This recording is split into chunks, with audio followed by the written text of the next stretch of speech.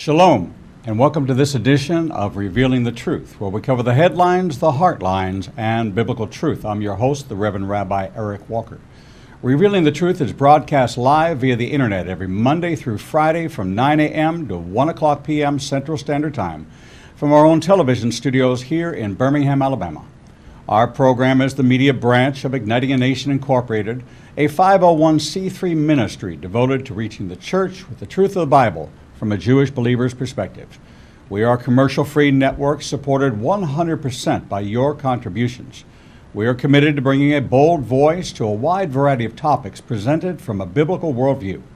The live broadcast will be televised via our website at ianbn.com and archived on our YouTube channel. You can follow us at Igniting a Nation on Facebook and Twitter for the latest show updates and daily guests. Send us your comments at info@ignitinganation.com. And now, for today's rant. Shalom.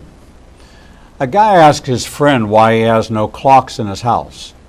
How does he know what time it is? He says he figures it out. His friend asked, what if you wake up in the middle of the night?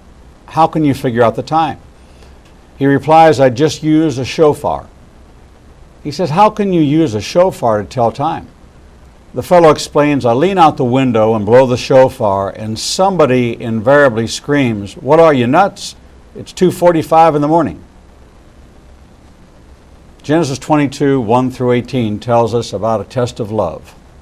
Sometime later, God tested Abraham. He said to him, Abraham, here I am, he replied. Then God said, take your son, your only son Isaac, whom you love, and go to the region of Moriah. Sacrifice him there as a burnt offering on one of the mountains I will tell you about. Early the next morning, Abraham got up and saddled his donkey. He took with him 2 of his servants and his son Isaac. When he had cut enough wood for the burnt offering, he set out for the place God had told him about. On the 3rd day, Abraham looked up and saw the place in the distance. He said to his servants, stay here with the donkey while I and the boy go over there. We will worship and then we will come back to you.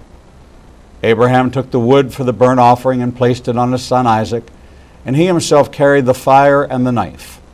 As the 2 of them went on together, Isaac spoke up and said to his father Abraham, Father.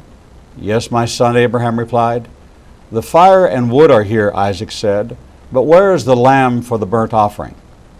Abraham answered, God himself will provide the lamb for the burnt offering, my son. And the 2 of them went on together. When they reached the place God had told him about, Abraham built an altar there and arranged the wood on it. He bound his son Isaac and laid him on the altar on top of the wood. Then he reached out his hand and took his knife to slay his son. But the angel of the Lord called out to him from heaven, Abraham, Abraham. Here I am, he replied. Do not lay a hand on the boy, he said. Do not do anything to him. Now I know that you fear God because you have not withheld from me your son, your only son. Abraham looked up, and there in a thicket he saw a ram caught by its horns. He went over and took the ram and sacrificed it as a burnt offering instead of his son. So Abraham called that place, the Lord will provide. And to this day it is said, on the mountain of the Lord it will be provided. The angel of the Lord called Abraham from heaven a second time and said, I swear by myself, declares the Lord, that because you have done this and have not withheld your son, your only son, I will surely bless you and make your descendants as numerous as the stars in the sky and as the sand on the seashore. Your descendants will take possession of the cities of their enemies, and through your offspring all nations on earth will be blessed, because you have obeyed me. We read in Romans 12, 1 and 2, Therefore I urge you, brothers, in view of God's mercy, to offer your bodies as living sacrifices, holy and pleasing to God. This is your spiritual act of worship. Do not conform any longer to the pattern of this world, but be transformed by the renewing of your mind. Then you will be able to test and approve what God's will is, His good, pleasing, and perfect will. John 4:19-24 says, Sir, the woman said, I can see that you are a prophet. Our fathers worshipped on this mountain, but you Jews claim that the place where we must worship is in Jerusalem. Yeshua declared, Believe me, woman, a time is coming when you will worship the Father neither on this mountain nor in Jerusalem. You Samaritans worship what you do not know. We worship what we do know, for salvation is from the Jews. Yet a time is coming and has now come when the true worshipers will worship the Father in spirit and truth, for they are the kind of worshipers the Father seeks. God is spirit, and his worshipers must worship in spirit and in truth. John Blanchard stood up from the bench, straightened his Navy uniform, and studied the crowd of people making their way through Grand Central Station. He looked for the girl whose heart he knew, but whose face he didn't, the girl with the rose. His interest in her had begun 13 months before in a Florida library. Taking a book off the shelf, he found himself intrigued, not with the words of the book, but with the notes penciled in the margin. The soft handwriting reflected a thoughtful soul and insightful mind. In the front of the book, he discovered the previous owner's name, Miss Hollis Meynell. With time and effort, he located her address. She lived in New York City. He wrote her a letter introducing himself and inviting her to correspond. The next day, he was shipped overseas for service in World War II. During the next year and 1 month, the two grew to know each other through the mail. Each letter was a seed falling on a fertile heart. A romance was budding. In one of his letters, John requested a photograph, but she refused. She felt that if he really cared, it wouldn't matter what she looked like. When the day finally came for him to return from Europe, they scheduled their first meeting, 7:00 p.m. at the Grand Central Station in New York.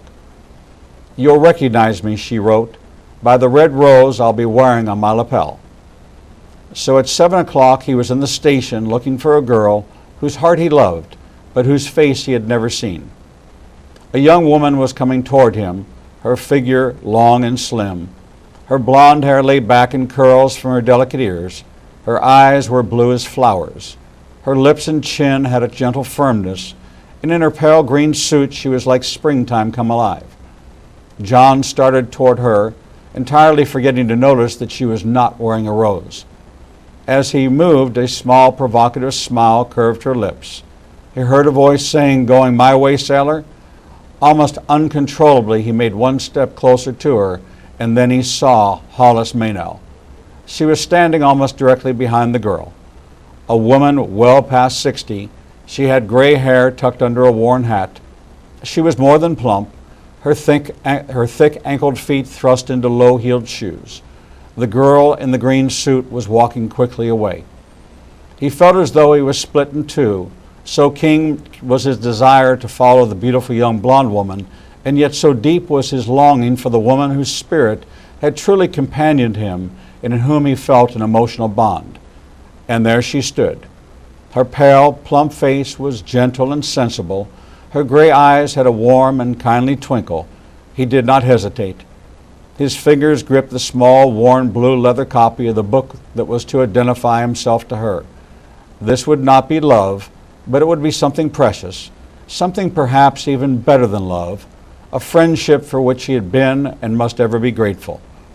He squared his shoulders and saluted and held out the book to the woman, even though while he spoke he felt choked by the bitterness of his disappointment. "I'm Lieutenant Blanchard, and you must be Miss Meynell.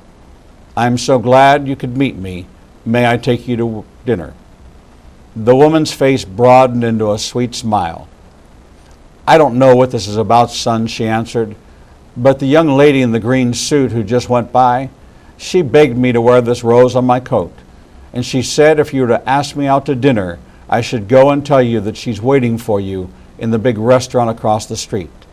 She said it was some kind of test." Abraham's test of love was his act of worship. He was willing to sacrifice the most important thing to him, his son. Even in the most difficult of circumstances, he was tested to see if he would do the right thing. Will you be like Lieutenant Blanchard? Will you do the right thing when you face your test of love? And that today is the Rabbi's Rant. The Rabbi's Rant is often harvested from the teaching archives that can be found on our website at www.ianbn.com. There you will find 700 hours of audio and video teaching spanning the last 10 years of this ministry. For just a small fee of $5 a month, you'll have access to all the audio, sermons, and the videos of all of our Prophecy in the News classes. You'll also have access to the teaching archives containing the Jewish Roots and Heritage series, the Harmony of the Gospel series, and the entire Torah commentary, the first 5 books of the Bible expositorily taught. All that available to you for a small subscription fee. Visit us at www.ianbn.com. We'd love to hear your comments and questions for this program. Please address those to info@ignitinganation.com. We'll be right back.